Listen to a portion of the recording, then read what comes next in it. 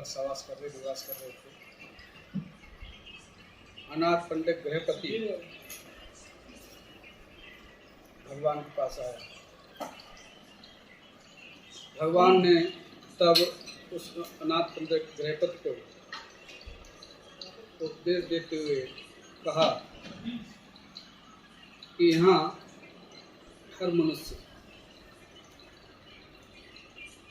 यह भोग चाहता है, ऐश्वर्य चाहता है। फिर भगवान ने कहा यहाँ प्रत्येक मनुष्य यश चाहता है कि लोग मुझे जाने, लोग मेरी प्रशंसा करें। फिर भगवान ने कहा यहाँ मनुष्य लंबी आयु चाहता है, सोचता है मैं अपने माता पिता आचार्यों के प्रति, संबंधियों के प्रति लंबे समय तक जीवित रहूं।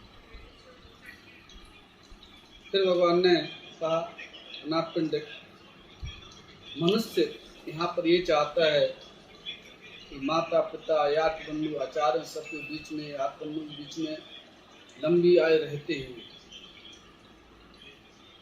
जो सुख है, जो उसका अगला भव है, जो उसका अगला उत्पाद है, अर्थात सुख में उत्पन्न, ऐश्वर्य में उत्पन्न। भारतीय परंपरा में जिसको स्वर्ग बोलते हैं, देव योनियां बोलते हैं, उनमें तब भगवान ने कहा अनाथ पंडित ये ऐसे प्राप्त नहीं है, क्योंकि जब तक मनुष्य के अंदर श्रद्धा संपदा नहीं है। कैसी श्रद्धा संपदा कि वो भगवान बुद्ध के प्रति, तथागत के प्रति प्रसन्न होता है, तथागत के प्रति प्रसन्न होकर के उनकी संबोध के प्रति प्रसन्न होता है, संबोध के प्रति प्रसन्न होकर के वो तथागत को जो 9 गुण हैं, सम्यक संबुद्ध के जो 9 गुण हैं, तितिक्षु भगवान सम्मा संबुद्धो विद्याचरण संपन्नो सुखतो लोक विदुवो नित्यो प्रसन्न सार्थी सत्ता देव मनुष्यामि बुद्धो भगवान। जब इसके प्रति वह श्रद्धावान होता है कि यही के सहारे से, इन्हीं के सहारे से मैं अपने दुखों का नाश कर सकता हूँ। भगवान ने कहा इसको श्रद्धा संपदा। फिर कहा शील संपदा से संपन्न होता है। शील क्या है? भगवान ने जो सबसे निम्न शील, जिसको पंचशील कहा है, चोरी से, जीवत्या से दूर होता है, चोरी से दूर होता है, काम मिथ्याचार से दूर होता है, झूठ चुगली बकवास इन चीज़ों से दूर होता है, और नशीली वस्तुओं से दूर होता है। जब उनसे दूर होता है तो चिंतन करता है, मनन करता है, और जो दूसरे लोग कर रहे हैं मैं उनसे दूर, वो दूसरों के प्रति करुणा भाव लाता है, मैत्री भाव लाता है। मैत्री भाव लाने से उसके अंदर और अधिक उस मार्ग पर, उस चीलों पर चलने की प्रेरणा उत्पन्न होती है। वो छोटे से छोटे कार्य को भी बहुत ही श्रद्धा के साथ में अपने को बचाते हुए, मुझसे कोई ऐसा कार्य तो नहीं हो रहा है जो मुझे कष्ट की ओर ले जाए, उससे अपने को बचाता है। भगवान ने कहा ये है शील संपदा। फिर भगवान ने कहा कि त्याग संपदा। त्याग का अर्थ भगवान का था कि वो अपने जीवन में आए हुए औषधि लेकर इस तरह से वो अपने अंदर आए हुए उस मात्सर्य को, कंजूसपन को त्यागने का प्रयास करता है, जिससे उसके अंदर धीरे धीरे करके वो त्याग उत्पन्न होता है। क्योंकि बिना त्याग के इस संसार में कुछ भी प्राप्त नहीं किया जा सकता, इसलिए भगवान ने कहा ये त्याग संपदा। फिर भगवान बुद्ध ने कहा अनात्मंडक प्रज्ञा संपदा। प्रज्ञा संपदा कैसी है कि जब किसी भी श्रमण ब्राह्मण उपासक उपासकाओं का जो चित्त है अकुशल में रमित होता है, कुशल में रमित नहीं होता, वह उसको अच्छी तरह से देखता है, चिंतन करता है, मनन करता है। मनन करते हुए अपने उस अकुशल चित्त को कुशल की ओर प्रेरित करने का प्रयास करता है। आलस्य से स्थापित होने पर, भरे होने पर वो ये जानता है कि इस समय मैं आलस्य में हूँ, आलस्य से निकालने का प्रयास करता है। क्रोध, उतावलापन, जो विचिकित्सा, संशय, इन सारी चीज़ों को वो चिंतन करता है, मनन करता है। मनन करने पर वह देखता है कि जो हमारे अंदर अकुशल चित्त है, इसका जो क्लेश है लोभ से संयुक्त है, द्वेष से संयुक्त है, मोह संयुक्त है, और जो प्रथम है अविद्या, ये अविद्या से ही क्या है संयुक्त है। अविद्या से संयुक्त होने को जब वो जान लेता है तब उसका वो उपक्लेश क्षीण होने लगता है। जब वो औकत को जान लेता है तो उसका वो क्लेश क्षीण होने लगता है।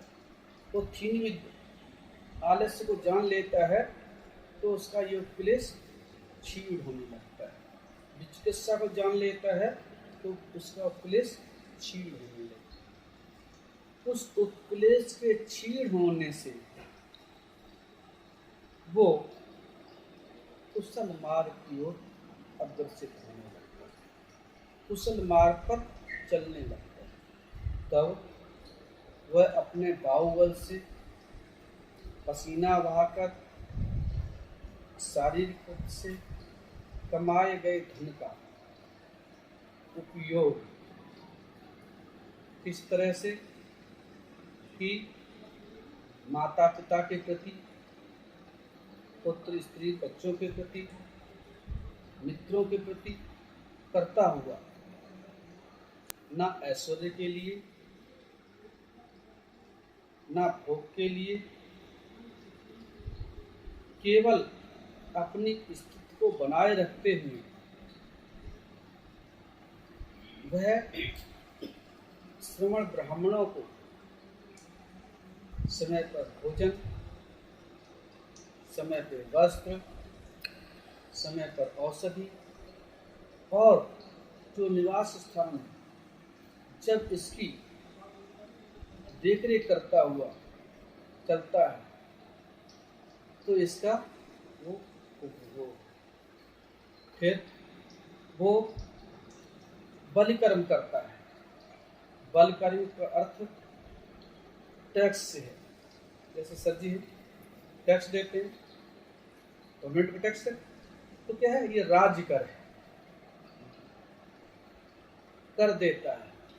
फिर जैसे उब्बे प्रेत बल, बहुत सारे भगवान के समय में भी भगवान ने इसके लिए कहा है कि हमारे जीवन चक्र में कितने वो यात्रबंधु हैं, तो क्या है उनके उद्देश्य से किया है, मेरे उनके लिए। फिर भगवान ने कहा इसके साथ में भी राज करें, राजकर्ता हो गए। फिर दूसरा है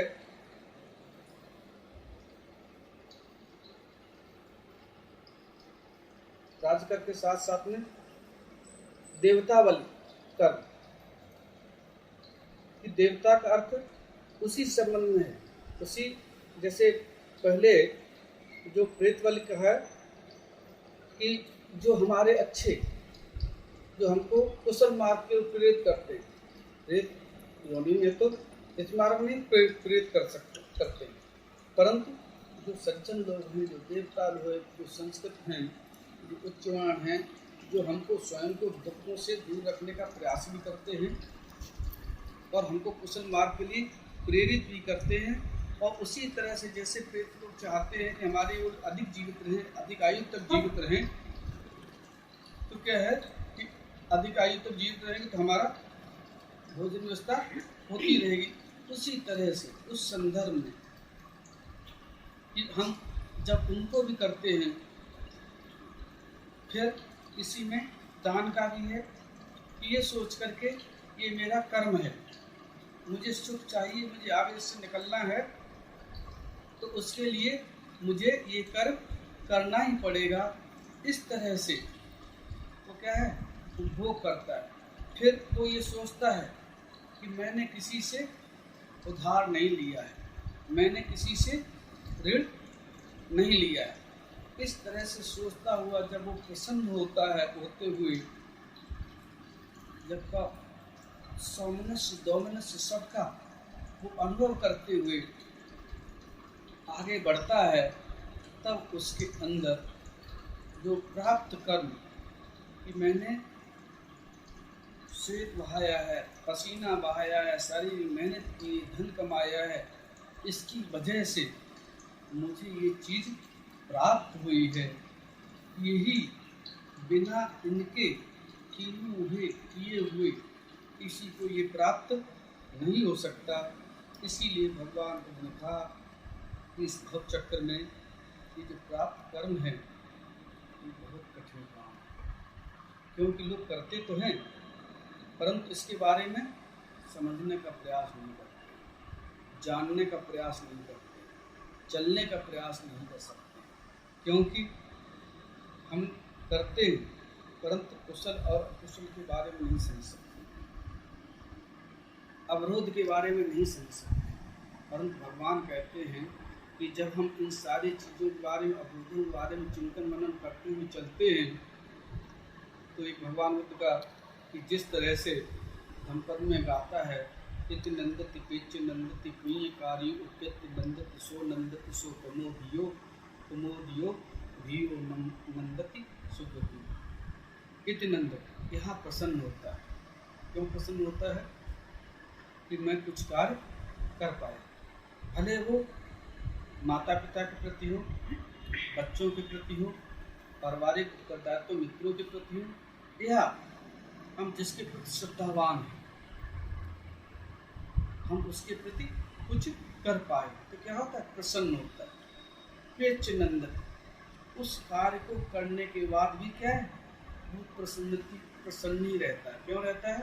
कि चलो मैं थोड़ा बहुत तो कुछ अपनों के लिए कर पाया। पुण्य कार्य उप्यतु नंदन, जो कुशल कर्म करने वाला, अच्छा काम करने वाला है, जहाँ भी जाता है तो क्या है? प्रसन्न ही रहता है। क्यों प्रसन्न रहता है? तो उसको स्मरण है कि मैंने पीछे कोई ऐसा कार्य नहीं कर रहा हूँ जिसके लिए मुझे कष्ट उठाना पड़े। तो कष्ट नहीं उठाना पड़े तो उसके चित्त में क्या है, उसको बराबर करने के लिए लगा रहता है। कि जैसे भगवान ने कहा, चेतना हम कर्मं वदा बिच्छू में चेतना को ही क्या है, कर्म कहता हूँ। धियो नंदति, फिर का इतनी सो नंदति सो कमोदिति, धियो नंदति सुगति। और जब उसकी गति अर्थात सामने देखता है कि क्या हो रहा है, सुखी सुख आ रहे हैं, बढ़ रहे हैं, और सुगतिंगतो अर्थात जो अंतिम क्षण में उसका जो नया पुनर्भव होता है वो कहाँ जाता है? जिसकी लोग कल्पना करते हैं, जिसकी लोग कामना करते हैं, जिसके लिए लोग प्रयासरत करते हैं, जो बहुत सारे जिसको बल कर्म कहें या कुछ भी कहें या पूजा पाठ कहें, धंधे कहें, परंतु बिना सधर्म अर्थात इस शरीर से बाहुबल से कमाए गए उस धन का स्वयं के लिए, अपनों के लिए, मित्रों से सारे लोगों के लिए, साथ में सधर्म रूपी मार्ग पर आरोप उन सज्जनों के लिए के साथ में बिना किसी से ऋण लिए हुए जब वह उसका प्रसन्नता से उपभोग करता है, अर्थात सारे उन कार्यों को करते हुए कि जिसमें भारतीय परंपरा में भी मैंने कहा टैक्स की बात भगवान ने कहा, इसी तरह से उसको भगवान ने कहा टैक्स के रूप में भी कह दिया, कर के रूप में भी कह दिया। कर इसलिए कि जो नहीं देता है तो आज नहीं दिया तो कल उसको देना ही देना पड़ेगा, जिस दिन पकड़ा जाएगा उस दिन देना ही देना पड़ेगा। अर्थात इस जीवन चक्र में हर प्राणी एक दूसरे से संबद्ध है, आवृत है, जुड़ा हुआ है, क्योंकि हर कोई इस जीवन चक्र में बिना आशा से चल भी नहीं रहा है। उसमें सारे यात्रबंधु वो लोग भी जुड़े हुए हैं, चाहे हम उनको टैक्स कहें चाहे कैसे कहें, अर्थात हम टैक्स के रूप में जब यही मान के चलते हैं कि मुझे किसी भी हालत में अपने को सद्मार्ग पर चलाना है, कुशल मार्ग पर चलाना है और उत्तरदायित्वों कर्तव्यों को उद्धारण करते हुए त्याग पर चलते हुए जब वो जीवन व्यतीत करता है तो भगवान बुद्ध ने कहा है कि वो चार चीज़ें उसको इस जीवन में प्राप्त होती हैं, अर्थात वो उसका भोग भी करता है, उसका यश भी बढ़ता है, उसकी आयु भी बढ़ती है और आयु के साथ साथ में वह अपनी रात बंदियों के साथ में दीर्घ काल तक रहता हुआ अंत में इस दुख चक्र से भव चक्र से मुक्त के मार्ग को अग्रसित होता हुआ सुखोपभोग सुख का उपभोग करता हुआ अपने जीवन को जीता है। इसीलिए आज विजयोत्सव में भी पोषक के दिन हम भिक्षुओं को संघ को निमित्त करके ये जो भोजन दान दिया है इसका पुण्य विजय और विनीता जी दोनों परिवारों के जो माता पिता हैं, जो दादा दादी हैं, जो नाना नानी हैं, जो दोनों पक्षों के रक्त संबंधी हैं, चाहे उसमें विजय जी के माता पिता शामिल हों, दादा दादी शामिल हों, इसी तरह से विनीता जी के माता पिता, दादा दादी, नाना नानी, सभी लोगों याद बंधुओं का और पुत्र और पुत्रियों को इसका पुण्य प्राप्त हो, वे सुखी निरोग और इस दुख चक्र से भव चक्र से मुक्त के मार्ग में अग्रसित हों और जो विदेश चाहते बच्चों से उनको उस मार्ग पर भी वो अग्रसित हों, इस मंगल कामना के साथ में